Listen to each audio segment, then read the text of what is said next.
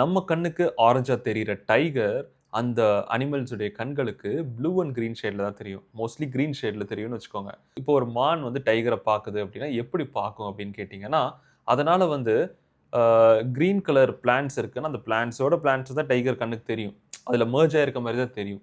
அப்போ அந்த மான் எப்படி கண்டுபிடிக்குது அப்டின்னா, சின்ன சின்ன அசைவுகள், டைகருடைய ப்ரௌலிங் சவுண்ட், டைகருடைய சென்ட் ஸ்மெல் பார்த்தீங்கன்னா 20 டேஸ் வரைக்கும் இருக்கும். அப்படி இருக்கும்போது டைகருடைய கான்ஸ்டன்ட் சென்ட் மார்க்கிங் இது எல்லாத்தையும் வச்சு தான் ஒரு மான் வந்து டைகருடைய பிரசன்ஸ கண்டுபிடிக்குது. இப்போ டைகர் கிட்ட இருந்து தப்பிக்க வேண்டிய மிருகங்கள்ல முதல்ல இருக்கிறது மான் தான். மான் தான் ஃபர்ஸ்ட் தப்பிக்கணும் இல்லையா? ஒருவேளை கிரீன் கலர் புஷஸ்குள்ள டைகர் இருந்தா, மான் கண்ணுக்கு அது பச்சையா தானே தெரியும். மான் கண்களுக்கு தெரியாதது நம்ம கண்களுக்கு தெரியுதுன்னா, அதுக்கு முதல் காரணம் நம்ம கண்ல இருக்கிற கலர் கோன்ஸ். ஸோ நம்மனால இந்த ரெட், ஆரஞ்ச் ஷேட்ஸ நல்லா ஈஸியா டிஃபரன்ஷியேட் பண்ணி பார்க்க முடியும்.